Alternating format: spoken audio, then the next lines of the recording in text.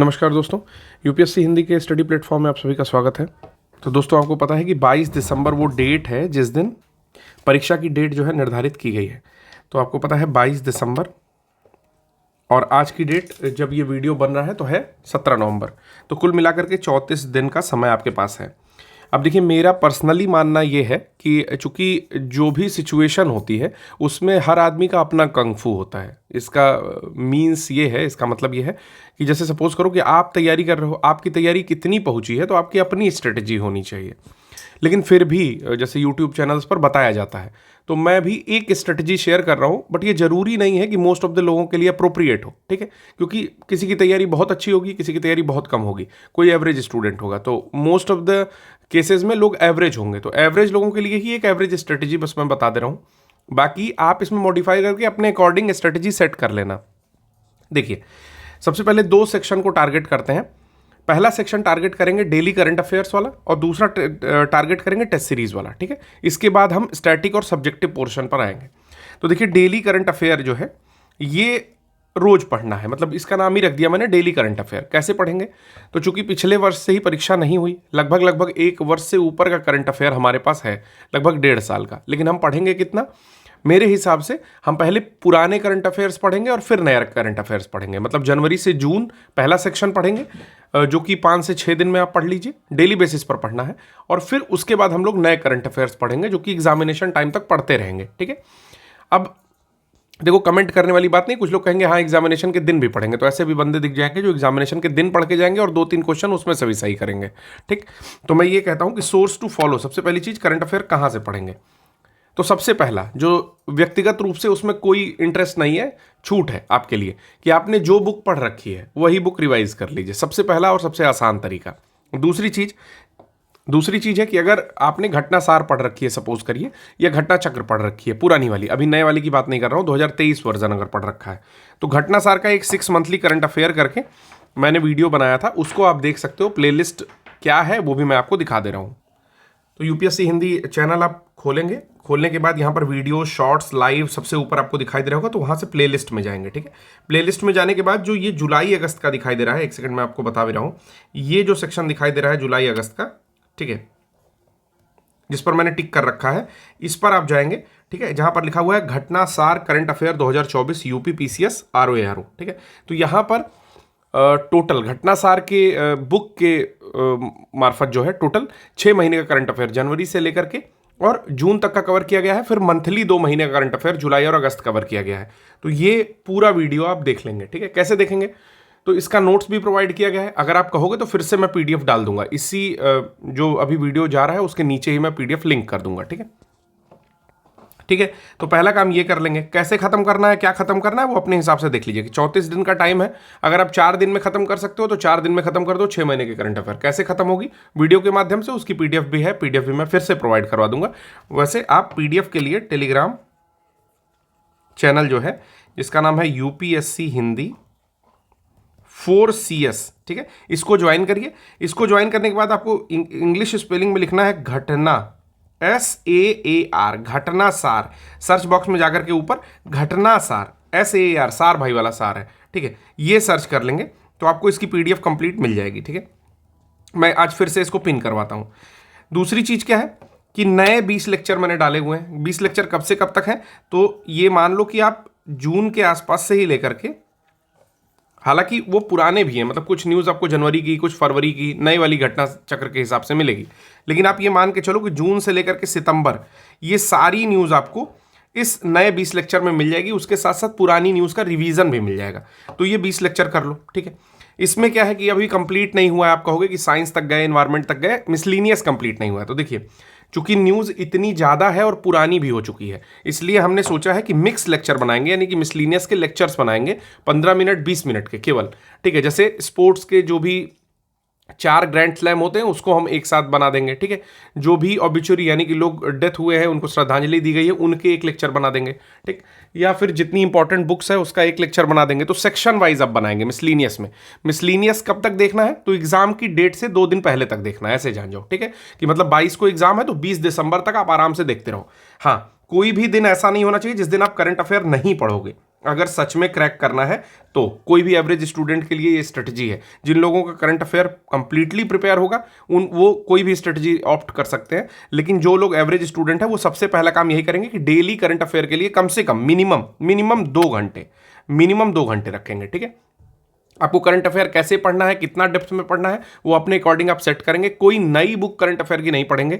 3 source मैंने बताया, फिर से रिवाइज कर रहा हूं कि 6 मंथली करंट अफेयर अगर पढ़ रखा होगा तो वही बुक पढ़ेंगे, नहीं पढ़ा होगा या घटनासार पढ़ रखी होगी तो घटनासार यूपीएससी हिंदी के चैनल पर जाकर के वो वीडियो बनी हुई है, मैंने बताया, ठीक है, उसको देख लेंगे। दूसरी चीज, जो नई करंट अफेयर्स पढ़नी है उसके लिए मैंने आई दृष्टि की 20 वीडियोस बना करके रखी है, सेक्शन वाइज है, क्रमशः देखते रहिए। इंग्लिश मोड में है, उसका हिंदी का पीडीएफ भी अवेलेबल कराएंगे आपको, लेकिन हो सकता है कि वो पेड वर्जन में रहे। ठीक है, जो भी उसके लिए फीस रखी जाए अभी वो अनुमान नहीं है मुझे कितनी रखी जाएगी। अगर वो आपको चाहिए, मतलब हैंड रिटन नोट्स उसका, तो वो भी आप कमेंट बॉक्स में बताओ, वो भी अवेलेबल करा देंगे। ठीक है, फिर मिसलीनियस लेक्चर जो है लास्ट तक देखते रहना एग्जाम के पहले तक।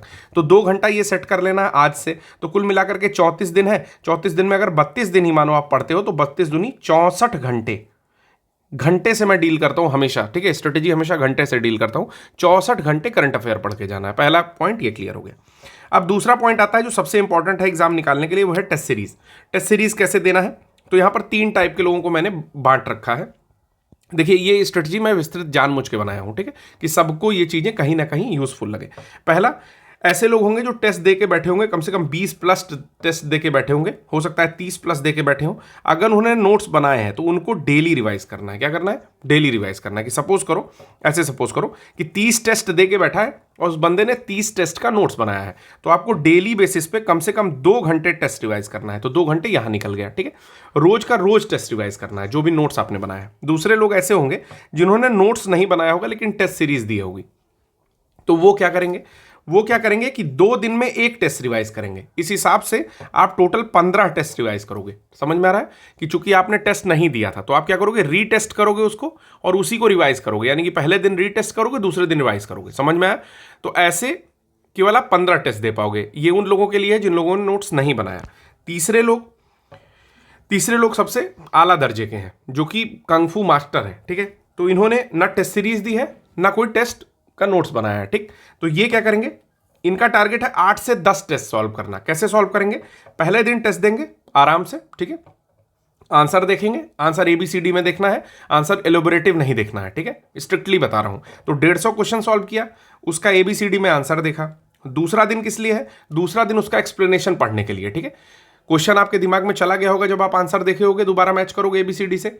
फिर आप दूसरे दिन क्या करोगे, उसका एलेबोरेटिव आंसर देखोगे। तीसरे दिन क्या करोगे, फिर से ये टेस्ट दोगे। ठीक है, और जो क्वेश्चन आपके बहुत ज्यादा फंस जाते हैं, जैसे 150 में मुश्किल से 10 फिर से फंस जाएंगे, उन 10 को आप चाहोगे तो नोट कर लोगे। समझ में आया? इस तरह से आप टोटल कितने टेस्ट दे पाओगे, तो 10 मैक्सिमम दे पाओगे। तो कभी भी ऐसा टेस्ट सीरीज मत खरीद लेना कि 60 टेस्ट है 200 रुपए में मिल रहा है तो मैं खरीद लूं, क्योंकि अगर 60 टेस्ट खरीद लोगे मेरे भाई तो 10 भी नहीं दे पाओगे और उसके बोझ के नीचे दब जाओगे। तो ये पहला था जो कि प्राइमा फेसिया जो सबको करना है। ठीक है, ऑलमोस्ट सारे स्टूडेंट्स को करना है। इससे क्या फायदा होगा? इससे ये फायदा होगा कि आप 50 मार्क्स, ठीक है, 50 मार्क्स आप बड़े आराम से, इसके बाहर नहीं आने वाला है। 50 नहीं, मैं कुछ कम बोल रहा हूं, 60 मार्क्स जान जाओ, 60 मार्क्स इससे बाहर नहीं आने वाला है। ठीक है, अच्छा, इस 60 मार्क्स में 10 मार्क्स ऐसे होंगे इस टेस्ट सीरीज की मदद से जो कि टिपिकल आंसर्स में आपकी हेल्प करेंगे, जो कि बहुत पर्टिकुलर कोई क्वेश्चन पूछ दिया गया तो उस तरह के प्रश्नों के आंसर देने में आपकी हेल्प करेंगे। इसके बाद क्या करना है स्टैटिक वाले पोर्शन में, तो हमें पता है कि कुछ सब्जेक्ट्स का बहुत ज़्यादा वेटेज है और कुछ सब्जेक्ट बहुत ज़्यादा आसान है। जैसे मुझे जो आसान लगता है वो मैं बता रहा हूँ। जैसे सपोज करो कि पॉलिटी आसान है, ठीक है, मॉडर्न हिस्ट्री आसान है, ठीक है, साइंस आसान है और इन्वायरमेंट आसान है। ठीक, तो सपोज करो पॉलिटी के 10 क्वेश्चन पूछे, मॉडर्न हिस्ट्री के लगभग 15 क्वेश्चन पूछे, ठीक है, और ऊपर भी पूछता है लेकिन 15 मान लो, साइंस के भी 8 क्वेश्चन पूछे और एनवायरनमेंट के भी 8 क्वेश्चन पूछे। तो यहां से आप जोड़ोगे तो 16 32 1 33 10 43, तो 43 यहां से आ गए, 60 मैंने यहां बताया, तो 103 टोटल हो गए। समझ में आया? अभी बाकी इकोनॉमिक्स और बाकी सब्जेक्ट्स नहीं इसमें काउंट किया, ज्योग्राफी नहीं काउंट किया, मैपिंग नहीं काउंट किया, लेकिन फिर भी ये इतना ज्यादा, तो ये कुल मिलाकर के एक सेफ स्कोर होता है। ठीक है, लेकिन अब बात ये है कि मैं बाकी यूट्यूबर्स की तरह से, या मतलब मोस्टली लोग, किसी को कमेंट नहीं करना है, तो आप ऐसा तो नहीं है कि 8 में 8 कर लोगे, 8 में 8 कर लोगे या 15 में 15 कर लोगे, नहीं कर पाओगे। तो इस 43 में आप बहुत अगर खींच के जाओगे तो 30 से 35 नंबर, ठीक है। 4-5 प्रश्न गलत होने ही होने हैं या छोड़ देने हैं आपको, ठीक। तो उसके लिए क्या पढ़ना है, फिर मिसलीनियस पढ़ना है, ठीक। मिसलीनियस पढ़ना है, विविध पढ़ना है। कहां से पढ़ना है, तो पहला सोर्स है इसमें लूसेंट। लूसेंट के जो सबसे पीछे का मिसलीनियस दिया होता है आप उसको पढ़ सकते हो। जैसे इन्वेंशन पढ़ सकते हो, कोई स्टैटिक बुक्स का नाम पढ़ सकते हो। जैसे मैं एक एग्जांपल बस आपको दे रहा हूं कि सपोज करो कि सलमान रश्दी हैं, सलमान रश्दी की कोई एक बुक आई अभी, तो होता क्या है कि उनकी बुक्स अभी की ना पूछ के एक स्टैटिक बुक पूछ देता है कि मिडनाइट चिल्ड्रन किसने लिखा है, द शेम किसने लिखा है, ठीक है। इस तरह से प्रश्न पूछ देता है, सैटेनिक वर्सेस किसने लिखा है, तो इस तरह की प्रश्न पूछ देता है। तो स्टैटिक पॉइंट भी आपको पढ़ते हुए जाना है। फिर टाइमलाइन से प्रश्न पूछ देता है, ठीक है, कि फला प्रधानमंत्री थे, फला मुख्यमंत्री थे, इनके समय में ये आया, ठीक है। तो कुछ स्टैटिक पूछ देता है कि सबसे पहले कौन चढ़ा, सबसे ऊंचा कौन है, सबसे बड़ा क्या है। तो मिसलीनियस के लिए मुझे लगता है कि लूसेंट के पीछे का सेक्शन, पूरी लूसेंट ही मिसलीनियस है, लेकिन लूसेंट के पीछे का सेक्शन। उसके अलावा सब्जेक्ट्स कैसे प्रिपेयर करने हैं, तो कुछ सब्जेक्ट्स का मैं यहां पर नाम लिखता हूं और उसके इंपॉर्टेंट टॉपिक्स लिख करके बताऊंगा कि कहां से पढ़ना है। देखो, पहला ये कि अगर आपने हमारी 108 दिन की जो सीरीज थी, जो लगभग 118 दिन से ऊपर चली, अभी भी थोड़ी थोड़ी चल रही है उसमें से कुछ कुछ पोर्शन, क्योंकि कुछ भी छोड़ना नहीं चाहते तो वो चीज़ धीरे धीरे रन कर रही है। लेकिन पिछला जो 108 दिन भी था उसमें मोस्टली चीज़ें कवर करा दी गई, मतलब 6 सब्जेक्ट कंप्लीटली कवर करा दिए गए, ऐसे मैं कह सकता हूँ। 8 में से 6 सब्जेक्ट कंप्लीटली कवर करा दिए गए। तो अगर आपने वो देखा है तो सो फार सो गुड। देखना चाहते हैं तो आप उसको देख सकते हैं, ठीक है। 1.5x पे देख सकते हो। 1 घंटे से ज़्यादा समय नहीं देना है डेली बेसिस पर। अगर वो नहीं देखना चाहते हैं तो कुछ टॉपिक बता रहा हूं। जैसे मान लो कि एंशियंट इंडिया हुआ, प्राचीन भारत हुआ। प्राचीन भारत में 2-3 चीजें बता रहा हूं। क्या, कि जितने भी स्थल हैं, सैंधो सभ्यता वाले स्थल हैं, ठीक है, जिनमें कुछ विशेष स्थल हैं जो किस स्टेट में है, किस राज्य में है, ये याद करना है और उनकी कुछ विशेषताएं याद करनी है, ठीक। जैसे पूछ लिया सबसे बड़ा स्नानागार कहाँ पाया गया, ठीक है। मोहनजोदड़ो का अर्थ क्या है, हालांकि ये सब पुराने प्रश्न है। अभी सारे स्थलों में सबसे बड़ा स्थल कौन सा है, ठीक है। या पूछ लिया गया गोरखपुर के नजदीक ताम्रपत्र कहाँ से पाया गया, ठीक है। या जैसे बंदरगाह के बारे में पूछता है, डॉकयार्ड कौन सा था, या कौन किस नदी के किनारे था, जैसे दाश्क नदी के किनारे कौन सा स्थल बसा हुआ है। तो कहने का मतलब है कि क्या क्या पढ़ना है, स्थल का नाम पढ़ना है। फिर से लिख दे रहा हूं ये चीज, 1 सेकंड।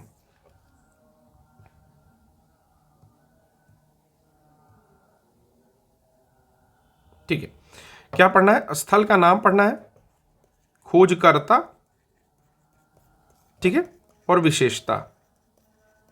विशेषता में क्या पढ़ लोगे, नदी और क्या पाया गया, ठीक। याद कैसे होगा, एक टेबल उठाना है। देखिए, टेबल के फॉर्म में ही सब कुछ पढ़ना है। एक टेबल उठाना है, अगर टेबल बना हुआ मिल गया लूसेंट या किसी बुक में तो बड़ी अच्छी बात है, नहीं बना हुआ मिला खुद से बनाना है और उसको उसी दिन याद करके खत्म करना है। मतलब एक पर्चे पे लिख लो, अपने दोस्तों के साथ शेयर करो या फोन पे बात करते हुए गर्लफ्रेंड से शेयर करो, कोई मतलब नहीं है, मतलब सॉरी ये वर्ड बोलने के लिए, मतलब किसी से भी शेयर कर रहे हो वो मतलब नहीं है, लेकिन ये चीज उसी का उसी दिन याद हो जानी चाहिए। कोई भी ट्रिक बनाओ, गंदा बनाओ, अच्छा बनाओ, बस वो उस दिन याद होनी चाहिए। तो पहला प्राचीन भारत में ये मैं आपको एक बता रहा हूं, ठीक। दूसरी चीज क्या पढ़ सकते हैं प्राचीन भारत में, प्राचीन भारत में कुछ ऐसी चीजें हैं जैसे स्थापत्य, शैल चित्र, ठीक है, कहां पाए गए, किस काल के हैं, कि मतलब मध्य पाषाण काल के हैं, पूरा पाषाण काल के हैं, ठीक है। बाघ की गुफाएं आपको पता ही है, अजंता एलोरा हो गया, ठीक है। इस तरह की कुछ चीजें हमेशा जो पूछी जाती हैं उससे रिलेटेड कुछ चीजें देख लेनी है, ठीक है। फिर प्राचीन भारत में इसके अलावा क्या देख सकते हैं, संगम काल हम लोग देख सकते हैं। संगम देख सकते हैं कि 3 संगम हुए थे, मतलब जो कवि थे तमिल, ठीक है, उनके बहुत सारे मतलब प्रकांड विद्वान जब मिलते थे एक साथ, ठीक है, तो संगम बोला जाता था। तो कहाँ हुआ है, मदुरा, कपाटपुरम, मदुरा, 1 2 3 हुआ, कौन कौन उसको हेड किया है, ये सारी चीजें टेबुलर फॉर्म में आपको याद कर लेनी है, ठीक है। फिर बौद्ध जैन कैसे पढ़ना है, तो देखिए पढ़ना क्या है बौद्ध जैन में, कोई जन्म मरण नहीं पढ़ना है कि कब बने क्या किए, नहीं पढ़ना है, ठीक है। क्या पढ़ना है बौद्ध में, जो चीजें बता दे रहा हूं बस वो पढ़ लो। पहली चीज कि इसकी संगीति पढ़ लो, कि कब इनकी गोष्ठियां या संगीति होती थी, किसके टाइम में कौन हुआ, काला अशोक के टाइम में कौन हुआ, अजातशत्रु के टाइम में कौन हुआ, तो ये सारा कुछ पढ़ लेना है, ठीक है। फिर कनिष्क के टाइम में कहूँगा, ठीक। अच्छा, किसके टाइम में कौन हुआ उससे ज़्यादा इंपॉर्टेंट होता है कि किसने हेड किया, समझ रहे हो, अध्यक्षता किसने की, कि मोगलीपुत्र तिस्स किस में किए, ठीक है, और लास्ट कनिष्क वाले में किसने किया। तो ये पॉइंट ज़्यादा इंपॉर्टेंट होते हैं, तो इसको जरूर पढ़ना है। संगीति में ये पढ़ना है कि किसने अध्यक्षता की और किसके काल में हुआ, ये 2 पॉइंट से प्रश्न पूछता है। दूसरी चीज, किस संगीति में क्या बंटवारा हुआ, कि हीनयान महायान का बंटवारा कौन हुआ, कब हुआ, ठीक है। पहले संगीति में कौन सा पिटक लिखा गया, दूसरे में कौन सा लिखा गया, ठीक है, कितने पिटक होते हैं, किससे रिलेटेड होते हैं, ये भी पूछता है, ठीक। फिर बौद्ध से रिलेटेड और क्या पूछता है, तो बौद्ध से रिलेटेड हीनयान महायान में डिफरेंस पूछता है कि कौन बुद्ध की मूर्ति की पूजा करते हैं, कौन नहीं करते हैं, कौन इनको देवता मानते हैं, कौन नहीं मानते हैं, समझ में आ रहा है, ये चीजें पूछी जाती हैं, ठीक है।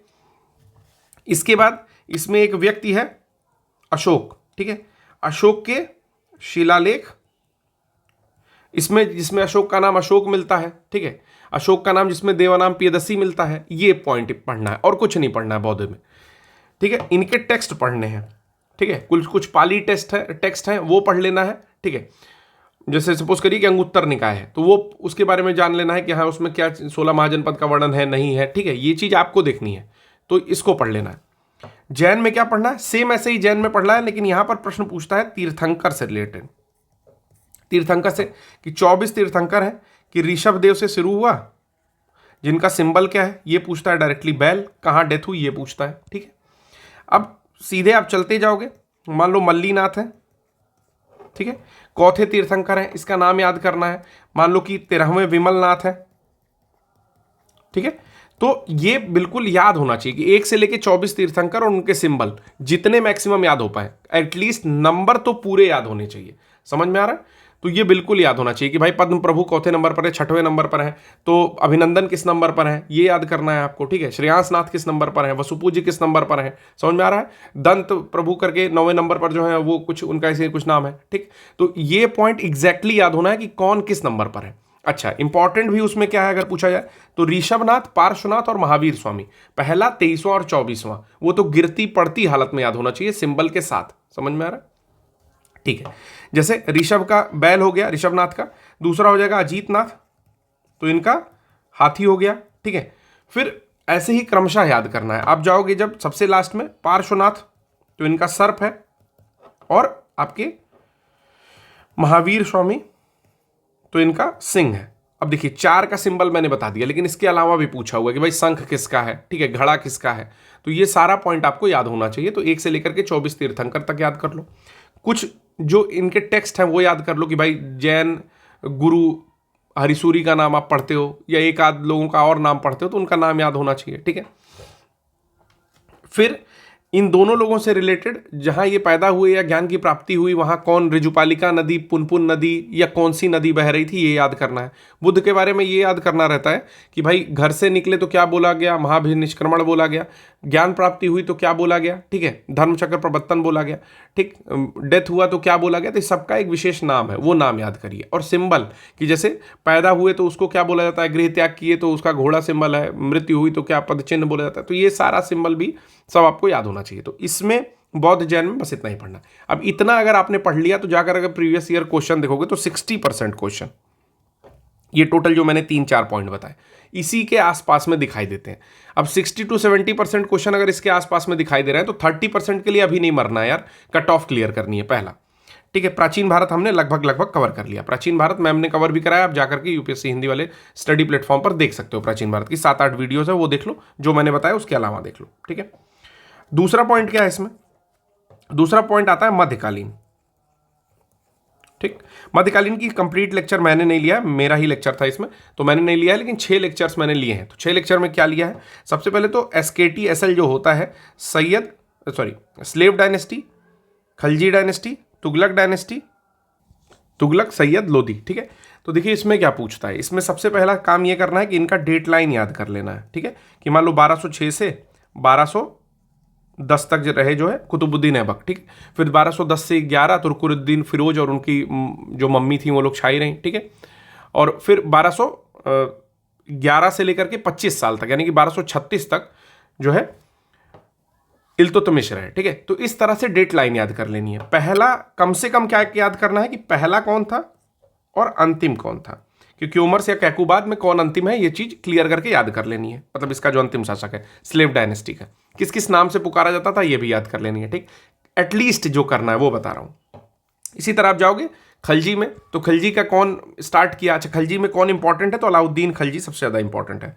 अलाउद्दीन खिलजी या खलजी जो भी है, लिखते खिलजी हैं, ठीक है। अलाउद्दीन खिलजी जो सबसे ज्यादा इंपॉर्टेंट है। तो इनकी विजय पूछता है कि भाई 3-4 विजय किया इन्होंने, तो कौन कौन सी किया, कब कब किया। ठीक है, ये याद कर लेना है कि पहली विजय कौन सी थी, दूसरी विजय कौन थी, तीसरी विजय कौन थी, चौथी विजय कौन थी, ऐसे याद कर लेना है। ठीक है, फिर आता है तुगलक। तो तुगलक में सारे के सारे इंपॉर्टेंट है, लेकिन सबसे ज्यादा इंपॉर्टेंट जो है वो गयासुद्दीन तुगलक कह सकते, नहीं सॉरी गयासुद्दीन, एक तो फिरोज शाह तुगलक जो सबसे लास्ट वाला है, समझ लो तीनों मतलब उनका भाई जो है फिरोज शाह तुगलक वो इंपॉर्टेंट है क्योंकि उसने बहुत सारे काम किए हैं कि भाई चैरिटेबल हॉस्पिटल भी बनवाया, सबसे ज्यादा नहरें भी बनवा दिया। ठीक है, सबसे ज्यादा दास भी रखा, पीडब्ल्यूडी का व्यवस्था भी कर दिया।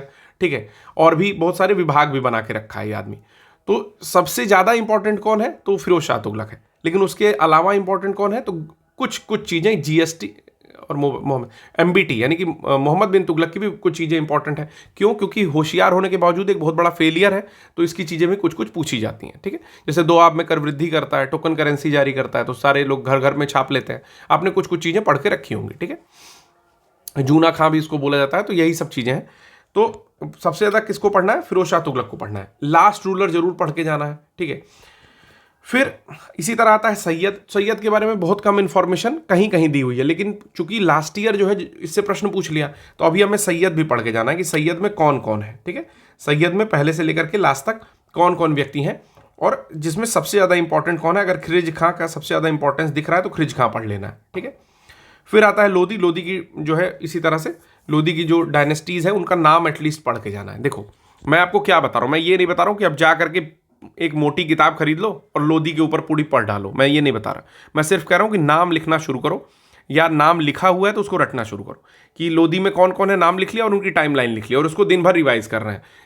किसी के साथ भी रिवाइज कर रहा है, मैंने पहले भी बोला वही वर्ड, तो किसी के साथ भी रिवाइज करो, ये मैटर नहीं करता है। मैटर ये करता है कि क्या ट्रिक बना के कर रहे हो, ये भी मैटर नहीं करता। मैटर ये करता है कि आपको याद हो गया कि नहीं। ठीक है, तो मध्यकालीन में ये और इनमें मोस्टली चीजें खत्म हो जाती हैं। फिर आते हैं आपके मुगल।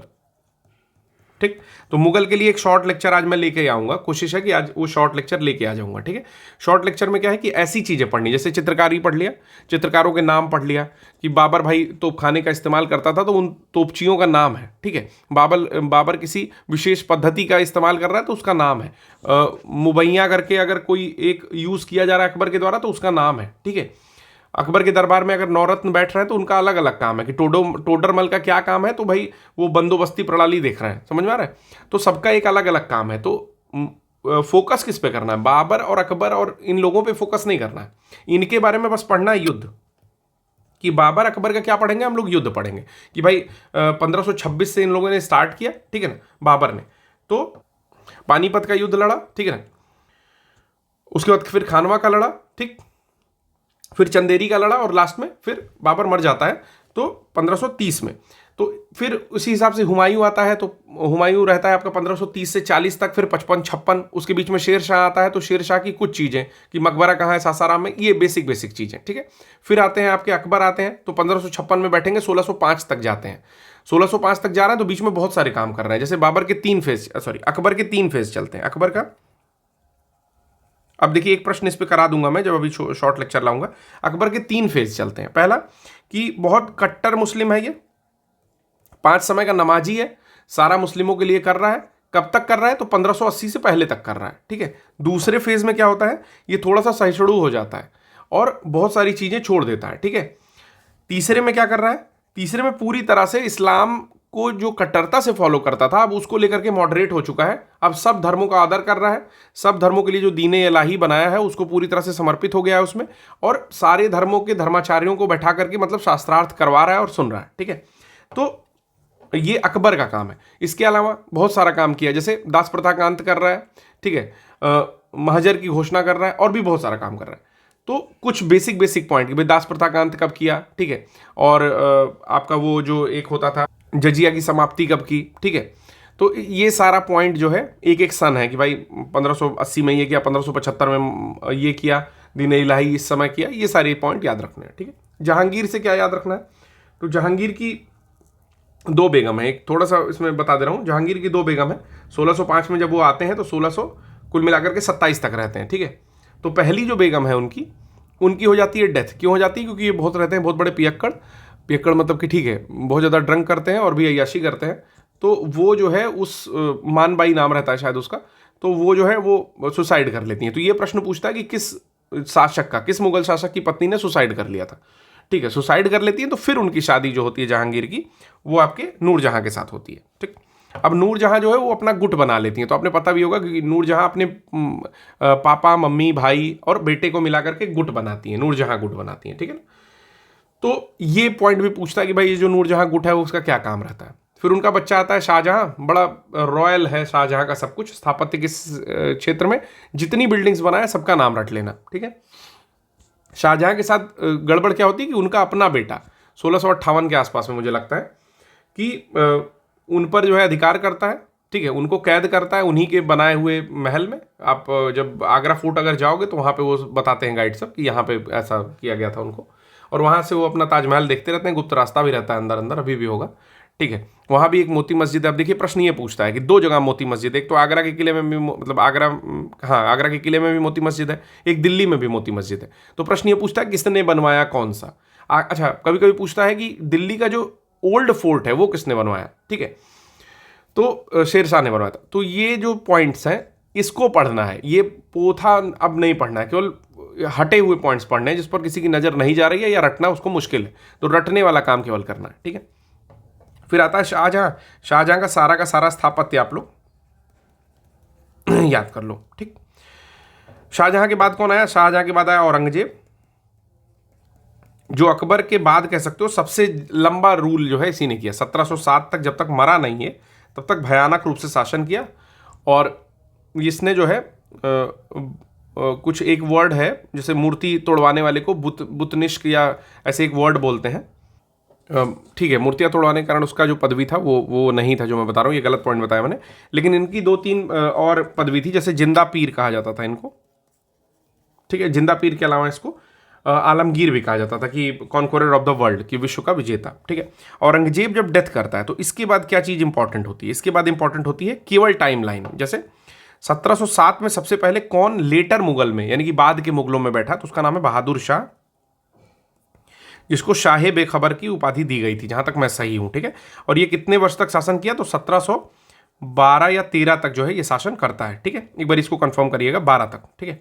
1712 तक शासन करता है। बहादुर शाह के बाद कौन आता है? तो जहांदार शाह आता है, ठीक है, जो 1712 से लेकर के 1719 तक शासन करता है, ठीक है। तो बहादुर शाह, जहांदार शाह का नाम क्या था? लंपट मूर्ख, ठीक है। जहां तक मुझे अभी याद है, जैसे मैं कुछ भी देख के नहीं बता रहा हूं, तो जहां तक मुझे याद है वहां तक ये चीजें मेरे संज्ञान में सही हैं। अगर कोई गलती होती है तो कमेंट बॉक्स में आप कमेंट करके बताना, उसको ठीक कर लिया जाएगा। फिर 1719 से लेकर के 1746 तक शायद जो है जहां फर्रुख शियर ने, एक सेकेंड,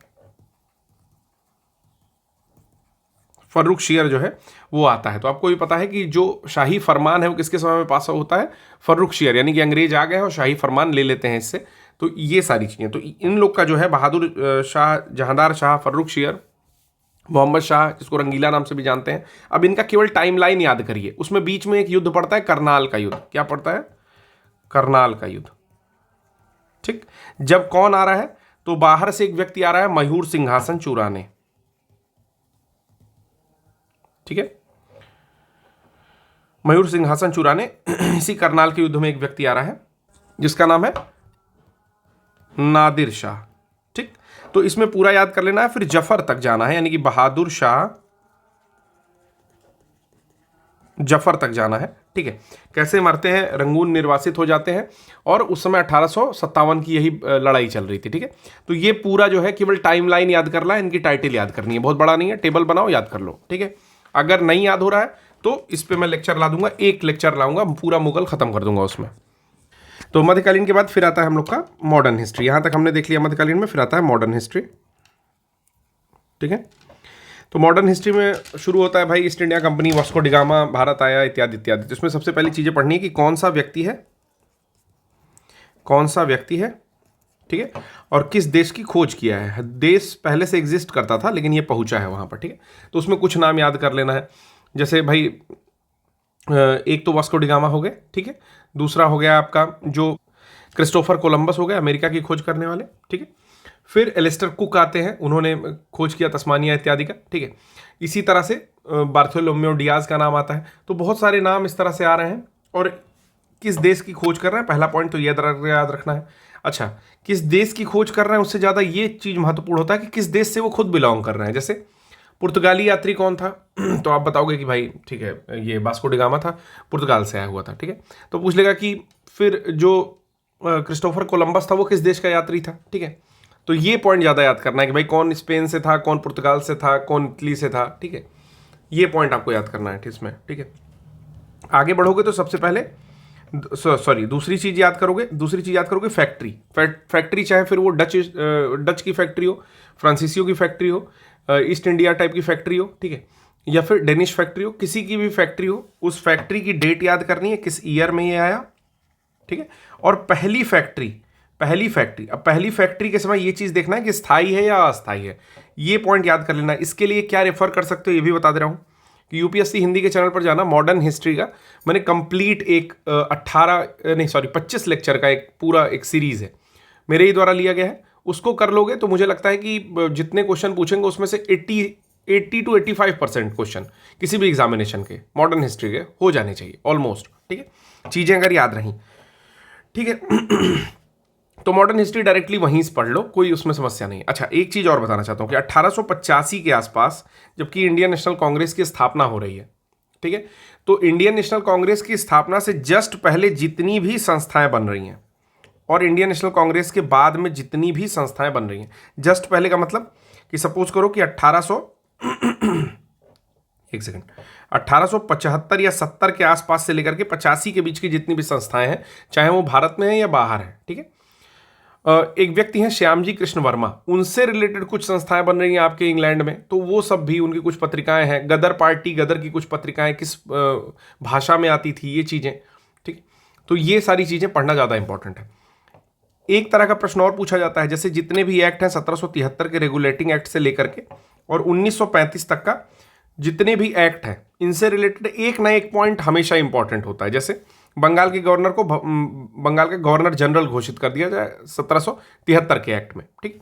वहीं आप आओगे एक्ट ऑफ सेटलमेंट में, तो 1781 में एक्ट ऑफ सेटलमेंट है, 1784 में पिट्स इंडिया एक्ट है। तो फिर पिट्स इंडिया एक्ट का भी एक खासियत है।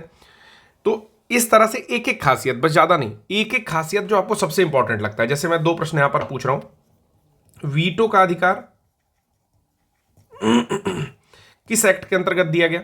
दूसरा प्रश्न यहां से आपसे पूछता हूं कि फिर दूसरा ये है कि कब जो है विभागीय प्रणाली या पोर्टफोलियो सिस्टम या अध्यादेश की शक्तियां प्राप्त हुई, तो वो 1861 में प्राप्त हुई, ये मैं बता दे रहा हूं। आप मुझे बताओ वीटो का अधिकार कब दिया गया, ठीक है।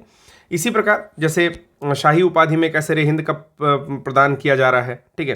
प्रांतों में द्वैत शासन कब आया, महिलाओं को वोट कब दिया जाने लगा, बैंक या केंद्रीय संसाधन न्यायालय केंद्रीय संघीय न्यायालय कब आया, ठीक है। फिर ईसाई मिशनरी कब आ रही हैं, किस एक्ट के अंतर्गत, 1 लाख रुपए शिक्षा के लिए 1813 में। तो हर चीज की एक इंपॉर्टेंस है, हर एक्ट लिखना। जैसे ऐसे लिखिए 1773, ठीक है, नाम लिखिए रेगुलेटिंग एक्ट, यहां पर गवर्नर जनरल लिखिए कौन है, ठीक है, तो यहां पर लिखिए वॉरेन हेस्टिंग, ठीक, और इसकी विशेषता यहां पर लिख लीजिए, ठीक, कि कलकत्ता हाईकोर्ट की स्थापना कर रहे हैं, ठीक है। कब कर रहे हैं इसके अंतर्गत, 1774 में कर रहे हैं। तो बस एक लिखिए जो आपको सबसे इंपॉर्टेंट लगे, ठीक है। फिर अगला हो 1781 एक्ट ऑफ सेटलमेंट में कि सुनवाई होगी सामाजिक, सांस्कृतिक और धार्मिक आधार को बाइकआउट करते हुए, मतलब किनारे रखते हुए, ठीक। तो इस प्रकार एक लिस्ट बनाइए केवल, ठीक है, बहुत ज़्यादा नहीं फंसना है। तो यहाँ हम लोग पहुंचे, फिर मॉडर्न हिस्ट्री बाकी आप जितना लेक्चर लिया हूँ मैं, 25 लेक्चर है टोटल, उससे कर लीजिए। इसी प्रकार जब हम लोग अदर सब्जेक्ट्स की बात करें, जैसे सपोज करिए कि आपको पॉलिटी रिवाइज करना है, तो पॉलिटी रिवाइज कैसे करना स्टार्ट करना है, ये नहीं कि आपने 1773 के रेगुलेटिंग एक्ट से स्टार्ट किया और पढ़ते पढ़ते 1935 तक बोर हो गए पूरी तरह से, ऐसे नहीं करना है। करना कैसे है, सबसे पहले आप पढ़ोगे सारे पार्ट कितने हैं, ठीक है, और उसमें कौन सा आर्टिकल आता है, ठीक है। जैसे मान लीजिए कि पार्ट 1 है, तो इसमें 2 आर्टिकल आ रहे हैं, 1, 2, ठीक। फिर ठीक है, 1 2 3 4 4 आर्टिकल तक गए। ठीक है, आर्टिकल का नाम नहीं पढ़ना है, बस मैं जो बता रहा हूँ उस तरीके से। दूसरे में गए तो 5 से 11 तक, तीसरे में गए तो 12 से 35 तक, चौथे में गए, ठीक है, नाम इसका पढ़ लीजिएगा, मूल अधिकार वाला है, ये डीपीएसपी वाला है, ठीक है, तो 36 से 51 तक। कहने का मतलब ये है कि बस कितने आर्टिकल्स आ रहे हैं उसके अंडर में ऐसे पढ़ लेना है। तो फिर आपसे अगर पूछेगा कि 18वां पार्ट क्या है या 15वां पार्ट क्या है, तो आप बता दूंगा अच्छा 15वां तो निर्वाचन आयोग है, 20वां पार्ट कौन सा है, तो आप बता दूंगा इमरजेंसी वाला प्रोविजन, उसमें सॉरी वो संविधान संशोधन वाला आता है। पार्ट 18 इमरजेंसी देख लिया, ठीक है। पार्ट 19 कुछ प्रकरणों पर चर्चा। पार्ट 14A अगर पूछा जाए तो ट्रिब्यूनल्स आते हैं। 15 निर्वाचन बता ही दिया मैंने आपको, ठीक है। राज्य और संघ के अधीन सर्विसेज आ रही हैं तो पार्ट 14 में है, ठीक। तो कहने का मतलब ये है कि पार्ट के साथ सीधा आर्टिकल याद होगा। सबसे पहला काम पॉलिटी में ये कर लेना है। फिर उसके बाद क्या करना है, जितनी अनुसूचियां हैं वो याद कर लो कि भाई पहली अनुसूची, दूसरी, तीसरी, चौथी, ठीक है। आप 12-13 तक चले गए। उसमें भी जो सबसे ज़्यादा इंपॉर्टेंट है वो पूछा जाता है चौथी 5वीं अनुसूची से, थोड़ा सा कन्फ्यूजन होता है, ठीक। तो उसके लिए भी टीयर्स ऑफ ओल्ड पीएम करके याद करते हैं, TEARS ऑफ ओल्ड पीएम। देखिए यहाँ पर कुछ पढ़ा नहीं रहा हूँ मैं, तो इसलिए मैं बहुत ज़्यादा फुल फॉर्म के उसमें नहीं फंसूंगा, ठीक है। बस आप लोग जान जाओ कि टर्म हो गया, इमोलूमेंट हो गया, इसी प्रकार ओथ अफर्मेशन हो गया। इस तरीके से चीजें आप याद कर लिए कि सारा आपको अनुसूची या शेड्यूल भी याद हो गया, ठीक है। कुछ संविधान संशोधन रटना है, कुछ संविधान संशोधन कैसे याद करना शुरू करेंगे, तो 100 और उसके बाद के जितने भी आ चुके हैं, जैसे सपोज करो 106 तक आ गया, ठीक। तो इसको जरूर याद कर लेंगे। ये 100 याद कर लिया, 101 याद कर लिया, 2 याद कर लिया, 3 4 5 6 याद कर लिया। और जो बहुत ही अहम डिसीजंस है उसको याद कर लिया, जैसे 44th याद कर लिया, 42nd याद कर लिया, 42nd को डीपली याद कर लिया, जितने पॉइंट्स है सब याद कर लिया, ठीक है। इसके बाद इसी तरह 24वां याद कर लिया, ठीक है, 91वां याद कर लिया, 71वां याद कर लिया। तो जितने भी इंपॉर्टेंट है उसको याद कर लिया, ठीक है। कैसे पता चलेगा, तो खुद से जब एक बार रीड करोगे तो ये अंदाजा लग जाएगा कि टीचर ने या सर ने या किसी नोट्स में किस पे ज्यादा इंफोसाइज किया है। तो ऐसे गिन करके केवल 15 संविधान संशोधन याद करने, जिसमें से कि 7 इधर है, 7 उसके अलावा याद करने हैं, डीपली याद करने की भूले मत एग्जामिनेशन में, ठीक है। अब इसमें क्या चीजें बची, तो कुछ प्रधानमंत्री, कुछ राष्ट्रपति, इनसे रिलेटेड कुछ चीजें बची, कुछ आपके कैग से रिलेटेड बची, एजी से रिलेटेड बची, अटॉर्नी जनरल ऑफ इंडिया, ठीक है। कुछ विशेषाधिकारों से रिलेटेड बची। तो थोड़े थोड़े पॉइंट्स याद करने हैं, चूंकि जब आप पार्ट याद करोगे तो पार्ट में ये पता चल जाएगा कि हाँ इसके बीच में संसद है, इसके बीच में राष्ट्रपति हैं, इसके बीच में उपराष्ट्रपति होंगे, ठीक है, इसके बीच में आपके हाईकोर्ट मतलब सुप्रीम कोर्ट से रिलेटेड आर्टिकल्स हैं। तो जैसे भी एक मोटा मोटा खाका पता चल जाएगा ना, तो कुछ कुछ चीज़ें उसमें भर लेनी है कि भाई ये आर्टिकल याद कर लिया, आर्टिकल 124 याद कर लिया, या आर्टिकल आपका जो उधर इलेक्शन कमीशन से रिलेटेड कुछ आर्टिकल हो गए, जैसे 324 से लेकर 329 से तक, ठीक है। तो कहने का मतलब कि बस खाका खाका भर लेना है, बाकी क्या चीज़ें पढ़नी है, कुछ नहीं पढ़ना है। बाकी आपका टेस्ट सीरीज और नोट्स वो सारी चीज़ें रिवाइज करनी है और करंट अफेयर्स पढ़ते रहना है, ठीक है। इसी प्रकार ज्योग्राफी में आना है, तो ज्योग्राफी जो है इसके ऊपर मैं रटने वाली चीज़ें करा दूंगा, ठीक है। रटने वाली जितनी भी चीज़ें हैं, जैसे सारे ऊंचे माउंटेन याद कर लो वर्ल्ड, इनकी पीक्स याद कर लो, सारी वर्ल्ड की रिवर्स याद कर लो, ठीक है, इनका ओरिजिन याद कर लो, ठीक है। सारी बड़ी लेक्स याद कर लो, उनका क्रम याद कर लो। जैसे मान लो कि 5 मेजर लेक्स या ग्रेट लेक्स जो पूछी जाती हैं आपकी यूएसए की, उसमें पूछा जाता है कि कौन सी पूरी तरह से यूएसए में है, ठीक है। तो याद कैसे होगा, जब आप पांचों का क्रम याद करोगे, ठीक है ना, कि ये, ठीक, आपने क्रम याद कर लिया कि भाई सुपीरियर है, मिशिगन है, ह्यूरॉन है, ईरी है और ओंटारियो है, ऐसे याद कर लिया। इसमें बड़ी छोटी याद करना हो कि कौन बड़ी कौन छोटी, तो उसका भी एक क्रम है कि ये बड़ी छोटी है कि सबसे पहले सुपीरियर हो गई, फिर ह्यूरॉन हो गई, मिशिगन हो गई, एरी हो गई और ओंटारियो हो गई। अब उसमें पूछा जाए पूरी तरह से यूएसए में, तो ये पॉइंट याद रखना है, ठीक है। जैसे मिशिगन, बस एग्जांपल दे रहा हूँ, मिशिगन जो है वो पूरी तरह से यूएसए में। ठीक इसी तरह से यूएसए के बाद सीधे चले आओ अफ्रीका में। अफ्रीका में क्या, तो लेक्स बहुत ज़्यादा हैं, सारी लेक्स का नाम याद कर लो, ठीक है। सारी लेक्स के बाद कुछ इंपॉर्टेंट रिवर्स हैं, उनका नाम याद कर लो, कुछ ट्राइब्स हैं, उनका नाम याद कर लो, ठीक। इक्वेटर कितनी कंट्रियों से पास हो रहा है, इसका नाम याद कर लो। देखो क्वेश्चन इसी के आसपास रहता है। कुछ सी हैं, जैसे कैस्पियन सी हो गया, ब्लैक सी हो गया, ठीक है, अजोव सी हो गया, ठीक ठीक। इनके आसपास बसने वाले जो कंट्रीज हैं इनका नाम याद कर लो, ठीक। इस तरीके से पढ़ाई करते हुए जाना है, ठीक है। भारत के आसपास में क्या, हाँ, द्वीप द्वीप जो भी आइलैंड्स हैं, जो बड़े से छोटे हैं, जो ट्रेंचेस हैं, ट्रेंचेस मतलब जो गहरी गर्तें हैं, उनको याद कर लेगी। सबसे गहरी कौन सी है, तो मरियाना ट्रेंच है, तो टोंगा चौथे नंबर पर आएगी, ठीक है। इस तरीके से चीज़ों को याद करते हुए जाना है, मतलब लिस्टिंग करनी है, याद कर लेना है। एक बार में जिस चीज़ की लिस्टिंग करनी है उसको खत्म कर देना है। तो ज्योग्राफी पूरा मोटी मोटा याद करने वाली चीज़ है कि कौन सा घास का स्थल कहाँ पाया जाता है, कौन सी प्रजाति कहाँ पाई जाती है, कौन से मतलब प्रजाति मतलब ट्राइब्स कहाँ पाई जा रही हैं, ठीक है। कौन सी नहर, नदियाँ, कौन सा सूख रहा है लेक, ठीक है। सबके बारे में थोड़ी सी जानकारी लेनी है। कौन सा ज्वालामुखी विस्फोट हुआ, करंट से रिलेट करके उस प्लेस का नाम देखते हुए चलना है। तो 3 सब्जेक्ट यहाँ पर खत्म कर दिया, हिस्ट्री खत्म कर दिया, पॉलिटी खत्म कर दिया, ज्योग्राफी खत्म कर दिया। साइंस का क्या है, साइंस का मैंने पहले लेक्चर ले रखा है, काफ़ी पहले होगा 2021 के आसपास में, ठीक है। तो मैं ये कहना चाहता हूँ कि अगर आपके पास समय है तो इस लेक्चर को जरूर देख लो, ठीक। उसके अलावा जो मैम लेक्चर ले रही हैं उससे रिवीजन कर लो। दोनों में से कोई एक चीज़ देख लो। जो मैंने बहुत पहले लिया वो बहुत अच्छा लेक्चर है, उसको देख सकते हो। उसके बाद भी लेक्चर्स लिए हुए हैं। साइंस में बेसिकली याद करने वाली चीज़ें याद करनी है। जैसे कल ही अभी जो मतलब आज जो सुबह लेक्चर आया होगा उसमें मैम ने बताया कि भाई एक इंसुलिन अपनी ग्लैंड होती है, ठीक है, जो कि इंसुलिन निकालने वाली पैंक्रियाज ग्लैंड होती है, ठीक है ना। पैंक्रियाज जो ग्लैंड होती है इसको अग्न्याशय बोलते हैं, अग्न्याशय, ठीक है। ये जो है इंडोक्राइन भी होती है, एक्सोक्राइन भी होती है, मतलब अंतरस्रावी और बहिर्स्रावी दोनों होती है, ठीक। तो अब इसमें 3 तरह के जो है टोटल रिलीज करता है, अल्फा बीटा गामा, 3 तरह के हॉर्मोन्स सपोज करो रिलीज करता है, ठीक है। तो अल्फा सेल्स से ये सेल्स होती हैं, सॉरी मैं कुछ गलत बोल दे रहा हूँ, 3 तरह की सेल है इसके पास। तो बीटा सेल तो सबसे पहले याद कर लेना है कि इंसुलिन जो है ये बीटा सेल से ही स्रावित होती है। गामा सेल से हमारी स्रावित होती है सोमैटोस्टैटिन, सोमैटोस्टैटिन। देखो बता क्या रहा हूँ, भी बता रहा हूँ, मैं समझाने की कोशिश कर रहा हूँ। अल्फा सेल से आपका निकलता है ग्लूकागॉन, ठीक। तो कहने का मतलब ये है कि पैंक्रियाज में 3 तरह की सेल हैं, 3 तरह से डिफरेंट टाइप के सेक्रेशन है। अब देखो इसमें कुछ नहीं याद करना, बस इनके नाम याद कर लेने हैं। इसी प्रकार कुछ रोग हैं किससे फैल रहे हैं, कोई भी फैटल डिजीज हो गई जिसमें डेथ हो सकती है, वो अक्सर वायरल होती है। हमेशा ऐसे एक ट्रिक बना लेना है, ठीक है। जिसमें कुछ नहीं आता है, जैसे टिटनेस नहीं आएगा, टिटनेस भी काफ़ी फैटल है, डेथ हो सकती है, घातक बीमारी है, लेकिन वो जीवाणु से, बैक्टीरिया से फैलती है, ठीक है ना, माइक्रोबैक्टीरियम टिटैनी से।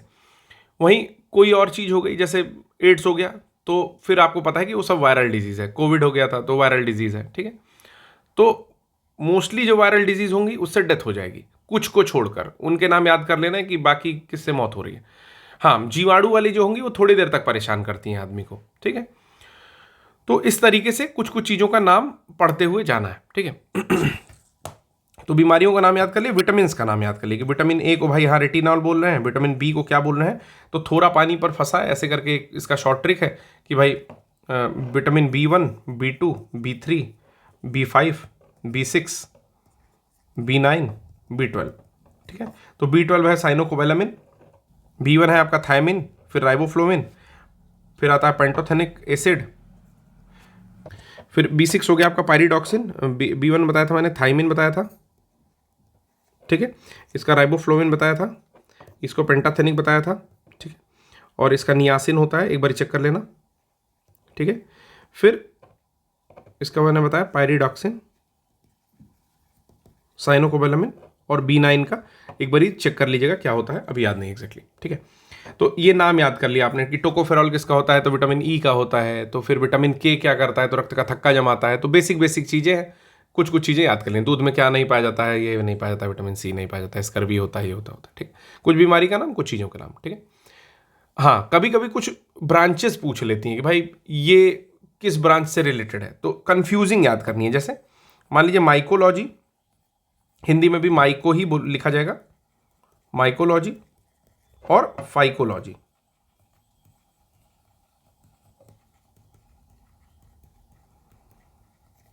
ठीक है। माइकोलॉजी और फाइकोलॉजी, मान लीजिए कि 2 चीज है, तो देखो इसको याद कैसे किया कि फाइकोलॉजी मतलब फंगस, फा से फंगस, फा से फाइकोलॉजी होना चाहिए, लेकिन वो माइकोलॉजी में है, ठीक है ना। यानी कि फंगस का स्टडी किसमें करते हैं, फंगस किसमें करते हैं, तो माइकोलॉजी में करते हैं। और फाइकोलॉजी में किसका करते हैं, तो शैवाल का करते हैं, ठीक है। तो थोड़ा सा कंफ्यूजिंग था और चीज़ें याद कर ली। फिर क्या पूछता है, इंस्टीट्यूट्स पूछते हैं कि भाई दलहन वाला कहाँ है, बकरी वाला कहाँ है, गन्ना वाला कहाँ है, ठीक है। और जीवाश्म चीज़ों का अध्ययन कहाँ है, ठीक है, बीरबल साहनी इंस्टीट्यूट जो आपका पेलियोंटोलॉजी के लिए है आपके लखनऊ में, ठीक। तो ये जो है याद करना बहुत जरूरी है। इसको याद कैसे करोगे, तो चाहे जैसे याद कर लो, जैसे बकरी का है मखदूम में, ठीक।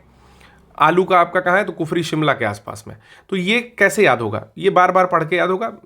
इसकी 10-10 की लिस्ट बनानी है और 10 खत्म करना है उसको घोंट के, कैसे भी 10 की लिस्ट बनाओ, 10 खत्म करना है। कहाँ से पढ़ेंगे, जो एग्जामिनेशन में आया हुआ है बस वही पढ़ेंगे, ठीक है।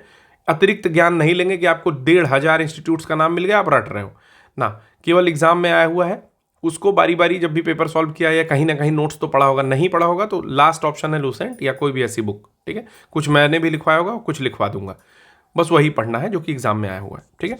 तो मोटी मोटा साइंस की चीज़ें खत्म हो गई कि भाई बोमन संपुट कहाँ पाया जाता है, बोमन कैप्सूल कहाँ पाई जाती है, और ट्राइकस्पिड वाल्व कहाँ पाया जाता है। बेसिक बेसिक चीज़ें बस बता रहा हूँ। एल्वियोलाई किसकी सबसे छोटी यूनिट है।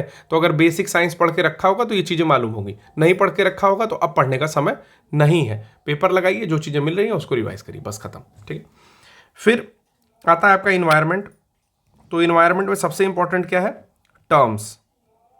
जैसे भाई बीओडी क्या होता है, ये टर्म आपको याद होना चाहिए, बायोलॉजिकल ऑक्सीजन डिमांड, कि किसी भी जीवधारी के लिए ऑक्सीजन की जो डिमांड है उसी को बायोलॉजिकल ऑक्सीजन डिमांड कहते हैं इन जनरल। लेकिन पानी में घुली हुई जो ऑक्सीजन होती है वो पानी वाले जीवधारियों को लेने के लिए उसको बीओडी कहा जाता है। सपोज करो कि कोई शैवाल है या बहुत सारा उसमें जो है वो चला गया आपका न्यूट्रिएंट पानी में, तो बहुत सारे न्यूट्रिएंट्स जो है किसी तालाब में चले गए, ये तालाब है सपोज करो, थोड़ा गहरा बना दो, ठीक है।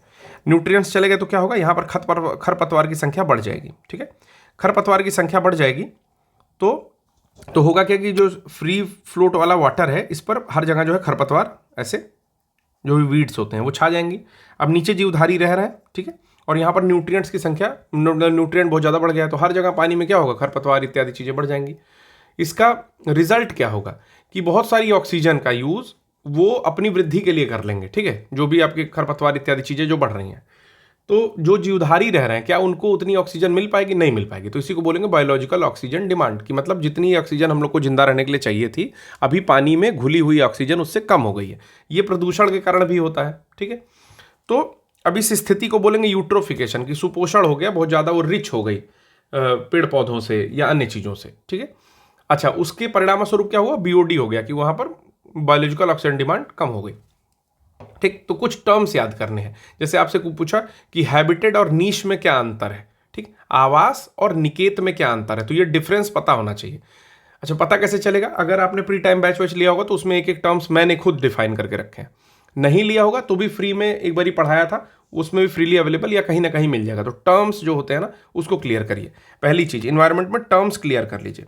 इन्वायरमेंट में दूसरी चीज क्या करनी है, दूसरी जो सबसे महत्वपूर्ण चीज है कि बहुत सारे सम्मेलन होते हैं, ठीक है, जो कि आपका स्टार्ट होगा, सपोज करो 1992 का अर्थ समिट जो है जिसको रियो समिट भी कहते हैं, ठीक है। अब यहाँ से चीज़ें स्टार्ट हो रही हैं। उसके अलावा बॉन कन्वेंशन हो रहा है, स्टॉकहोम कन्वेंशन हो रहा है, 2012 तक हो रहा है, ठीक है, या फिर डिफरेंट कन्वेंशंस होते ही रहे। जैसे आपने बहुत बार सुना होगा कि क्योटो प्रोटोकॉल हुआ है, मॉन्ट्रियल हुआ है, तो किस कारण से हुआ है, बेसल कन्वेंशन आता है, तो किस कारण से हो रहा है, कब हो रहा है, बस दो ही पॉइंट याद रखना है कि कब हो रहा है और किस कारण से हो रहा है, ठीक। तो ये याद कर लेना है, जितनी भी समिट्स हैं उनका ईयर और कारण क्या है, जितनी बार हो सके उतनी बार रिवाइज करिए, ईयर और कारण क्या है। अच्छा, इसमें एक चीज और है, जैसे 1987 में आपका क्योटो प्रोटोकॉल हुआ, क्योटो प्रोटोकॉल, ठीक है।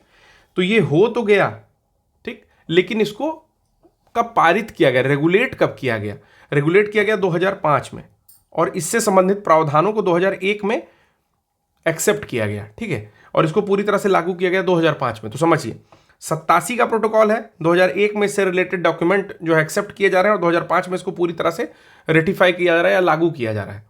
तो अब यहाँ पर तीनों ही पॉइंट इंपॉर्टेंट हो जाते हैं, ठीक है। अगर भारत इसका अंग बनता है, सॉरी मैंने कुछ क्योटो में, तो क्योटो जो है सॉरी क्योटो 97 में हुआ था, 1997 में, ठीक।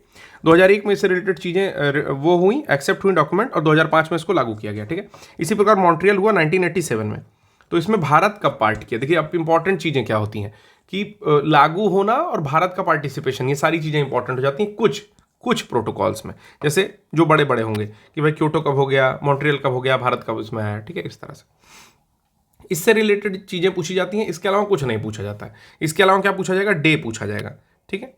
तो डे कैसे याद करेंगे? 22 मार्च हो गया वाटर डे, 22 अप्रैल हो गया तुम्हारा अर्थ डे, ठीक है। इस तरह से 22 मई हो गया जैव विविधता दिवस। इस तरह से कुछ कुछ कुछ कुछ याद कर लेंगे, ठीक है। तो कैसे याद करेंगे? जो इन्वायरमेंट से रिलेटेड है तो इन्वायरमेंट से रिलेटेड डेज जो कि प्रीवियस एग्जामिनेशन में पूछे गए, ऐसे करके गूगल पे सर्च करेंगे, कुल मिलाकर के 10 दिन आ जाएगा या 12 दिन आ जाएगा, उसको याद कर लेंगे, ठीक। तो बस जो भी ट्रीटीज है, जो भी उनकी थीम रही, जैसे किगाली बहुत पूछता है किगाली कब हुआ, अब आप आंसर करो मुझे किगाली कब हुआ था, ठीक है। चलो अगला कौन सा सब्जेक्ट है? तो हिस्ट्री पढ़ लिया हमने, पॉलिटी पढ़ लिया हमने, ज्योग्राफी का देख लिया हमने, इन्वायरमेंट पढ़ लिया हमने, साइंस पढ़ लिया हमने, ठीक है। करंट मैंने बता ही दिया, मिसलिनियस का सेक्शन बता दिया, उससे कर लेना है पीछे लूसेंट से, ठीक है। और कोई सेक्शन नहीं बचता है, ऑलमोस्ट इकोनॉमिक्स बचा, ठीक है। इकोनॉमिक्स कैसे करेंगे? तो देखिए स्टैटिक का इसमें टर्म पढ़ लेंगे, स्टैटिक के टर्म्स पढ़ेंगे, ठीक है, कि जैसे इन्फ्लेशन क्या होता है, डिफ्लेशन क्या होता है, ठीक है। तो इस तरह के कुछ टर्म्स पढ़ लेंगे स्टैटिक में, ठीक। बाकी इसका पोर्शन डायनेमिक है। डायनेमिक में क्या है? बजट है, जो अवस्थी सर ने पढ़ा रखा है यूट्यूब पर, ठीक है। अवस्थी मतलब यूपीएससी हिंदी के चैनल पर, ठीक है। तो बजट का सेक्शन कर लेंगे, उसके बाद आर्थिक समीक्षा इकोनॉमिक सर्वे का कर लेंगे, इकोनॉमिक सर्वे का कर लेंगे। इस तरह से जो है इकोनॉमिक्स के कुछ पोर्शन कवर करके चलेंगे। स्टैटिक के कैसे पढ़ेंगे? तो कुछ की पॉइंट्स निकालिए, जैसे बैंक से रिलेटेड कुछ निकाल लिया, ठीक है, कि बैंक रेट क्या होता है, रेपो क्या होता है, रिवर्स रेपो क्या होता है, और नाबार्ड की स्थापना कब हुई, सिडबी की कब हुई, सेबी की कब हुई, क्या रेगुलेशन है, क्या कार्य करता है, WPI क्या है, CPI क्या है, ठीक है, होलसेल प्राइस इंडेक्स और कंज्यूमर प्राइस इंडेक्स। इससे रिलेटेड कुछ कुछ चीज़ें पढ़नी है। इन्फ्लेशन वाले में बहुत सारे टर्म्स आते हैं, ठीक है, मुद्रास्फीति में बहुत सारे टर्म्स आते हैं, उसको सब पढ़ लिया। GST से रिलेटेड कुछ चीज़ें पढ़ ली जो अभी फिलहाल चल रही है, GST, CGST, ये GST वो GST, ठीक है। और इकोनॉमिक्स में क्या पढ़ सकते हैं? इकोनॉमिक्स में ये पढ़ते हैं कि 5 ईयर प्लान कब आया, उसका क्या नारा था, ठीक है ना। जैसे मान लो कि गरीबी हटाओ कब आया, तो 55 में आया, ठीक है। किसका शासन चल रहा था? तो इंदिरा गांधी का शासन चल रहा था, ठीक है।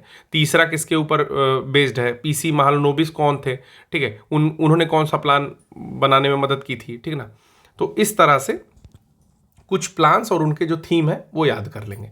अच्छा, उसके बाद कुछ योजनाएं आई, ठीक है, प्रधानमंत्री की बहुत सारी योजनाएं आई 2014 के बाद आई हुई योजनाएं। क्या करेंगे? 2014 के बाद आई हुई योजनाओं का वर्ष, ठीक है, लिखेंगे। अगर मान लो कि इसमें 25 योजना है तो खुद से छांट करके 10 योजना याद करनी है। कितनी याद करनी है? 10 योजना खुद से छांट करके याद करनी है, ठीक। आपको जो आपने देख रखा है, आपने सुन रखा है, या आपको लगता है कि एग्जामिनेशन में इससे प्रश्न पूछा जा सकता है, या जो चीज़ें करंट में बहुत ज़्यादा हाईलाइटेड होंगी उनको याद कर लेंगे, ठीक। तो ये हो गया मोटी मोटा, एक काफ़ी लंबा मैंने बता दिया, लेकिन ये चीज़ है कि अगर इस तरीके से तैयारी करते हुए जाइए, जिसमें सबसे इंपॉर्टेंट सेक्शन ये दोनों हैं, तो मुझे लगता है कि क्वालिफाई करने के चांसेस थोड़े बढ़ जाएंगे, ठीक है। तो आज के लिए बस इतना ही, थोड़ा लंबा लेक्चर है। धन्यवाद।